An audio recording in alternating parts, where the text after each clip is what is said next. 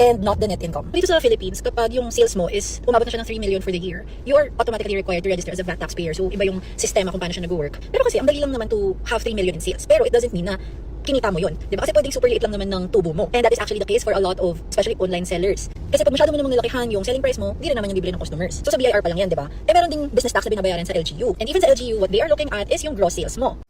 Totoo naman yung sinasabi niya, mahirap magnegosyo sa Pilipinas. Kasi tinitingnan lang yung gross sales mo, paano pala kung hindi ka kumita? Magbabayad ka pa rin ng taxes, tapos nanakawin lang, lalagay sa DPWH ko, no? Lalagay sa flood project ko, no? Tapos nanakawin lang. Ang kumikita lang dito yung mga nasa pwesto eh. Pero yung mga nagnegosyo dito, hirap na hirap. Yun yung sinasabi niya. And speaking of LGU, kung ngayon hot issue, di ba, yung sa Manila nga na yung garbage fee, sobrang taas nung nilaki, sobrang OP. Personal experience sa family, nung pandemic, sobrang bumaba yung benta nung family business namin.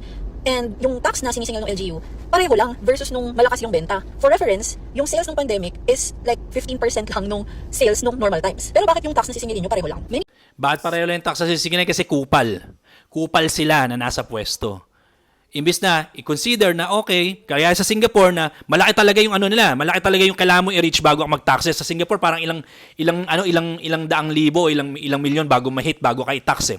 Tax free ka nga hanggat di ka pa kumikita sa Singapore, no? Sa Philippines, Diyos ko, hindi ka pa kumikita, pinagbabayad ka na ng barangay clearance, mga permit, mga munisipyo permit, kukuha ka pa ng mga DOH shit na ganyan, kukuha ka pa ng mga license to operate and all that shit, no? Ang dami mo nang binayaran, hindi ka pa nakakapagsimula. At pag nagsimula ka, let's say nag-soft opening ka, sasabihin lang, soft opening ko, illegal yan, hindi ka pwede magaganyan. Tapos yung mga tao pa dito, kupal din. Ba't wala ka pang resibo? Dapat may resibo ka na. Hindi ka dapat nag-operate ng resibo. Susumbo ka sa BIR. Kaya ang pangit magnegosyo sa Pilipinas kasi yung mga tao mismo dito, mga kupal. Many times people assume that business owners are mayaman. Pero in reality, a lot of business owners are cash poor. Kasi sobrang ingat sa cash flow. Ang hirap. A lot of times, ikaw yung huling makakahawak sa pera. Because kailangan mo muna unahin yung payroll, yung suppliers, yung lessor kung umuupa ka ng pwesto, kailangan mo magtabi ng pang-tax, di ba? Tapos malalaman mo na kinukurakot lang, di naman napupunta sa tama. So yun yung mga bagay na mas nakakainis lalo. Yeah, tas yung mga tao mo, yung mga staff mo, feeling nila mayaman ka. Kumikita siya, laki ng kinita nyo. Ito yung gross sales namin ngayon, 30,000, no? O 60,000, 50,000, 100,000, no? Yun, nakikita lang nila yung sales mo, pero hindi nila nakikita yung expenses mo. Kasi nga, kupal mga tao dito, inggitero. You know na in our society, a lot of us, we aspire to become business owners. Pero marami rin sa atin, hindi alam yung mga realities na ganito. Kaya ako talaga, sabi ko sa best friend ko, kung may babalik ko lang yung time and knowing what I know now, hindi ko na lang pipiliing magnegosyo dito sa Pilipinas. Sakit ng ulo-wise, it might not be worth it for everyone. Time-wise, tali ka talaga 24/7, you're thinking about a lot of things. Ayun, kung business owner kayo ngayon, kayo ba, what do you think? Kagabi, As a business owner, or at least a previous business owner, just me, hindi ko, I would never do it again.